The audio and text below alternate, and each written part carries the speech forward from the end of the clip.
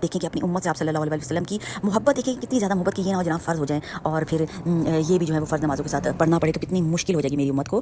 تو حضرت عائشہ عنہ فرماتی کہ رسول اللہ صلی اللہ علیہ وسلم رمضان اور غیر رمضان میں 11 رکعت سے زیادہ نہیں پڑھتے تھے. صحیح بخاری کی یہ احادیث میں موجود ہے. ٹھیک ہے, یہ روایت عائشہ بنت ابو بکر رضی اللہ عنہ نے بھی بتائی ہے کہ وہ بھی 11 رکعتیں 8 رکعت کا قیام تراویح کے ساتھ اور 3 جو ہیں وہ وتر کی رکعتیں ہوتی تھیں. ٹھیک ہے, پھر سمجھ آ رہی ہے. لیکن بعد میں عمر ابن الخطاب رضی اللہ عنہ کے دور میں 20 رکعت باجماعت باقاعدہ طور پہ شروع کی گئی تھی اور صحابہ نے اس پر اتفاق کیا. ٹھیک ہے, یہ بات سمجھ میں آ گئی. اس لیے 8 بھی درست ہیں اور 20 بھی درست ہیں.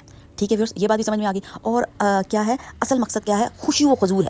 ہمارا ٹریک پہ رہنا, رب تعالیٰ سے جڑنا اور جو ہے وہ شیطان کی اور اپنے نفس کی جو ہے وہ نفی کرنا کہ ہم اپنے جو ہے اپنے نفس کو کنٹرول رکھیں اور اپنی جو ہے وہ تراویحیں پڑھیں, نماز پڑھیں, قرآن شریف پڑھیں. رمضان کا مہینہ, اور ویورس اس مہینے کی میں آپ کو ایک خاصیت اور بھی بتا دیتی ہوں, اور وہ جناب یہ ہے کہ آپ جو ہے تلاوت بھی سن سکتی ہیں. خشوع و خضوع کے ساتھ تلاوت سننے کا بھی اتنا مقام ہے اور اتنا زیادہ جو ہے وہ فائدہ ہے. ٹھیک ہے, اور کیا ہے کہ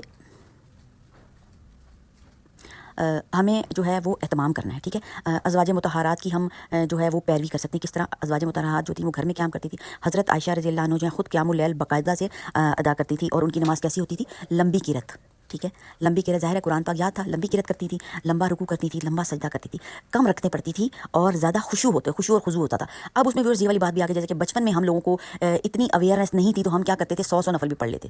کمپٹیشن میں کیا کرتے تھے 100 نفل کی 2 رکعتوں کے ساتھ 100 نفل یہ کمپٹیشن لگا ہوتا تھا اور لکھتے چلے جاتے. تو پھر جناب جب راتیں ختم ہوتی تھیں جو ہے آخری ایام کی رمضان کی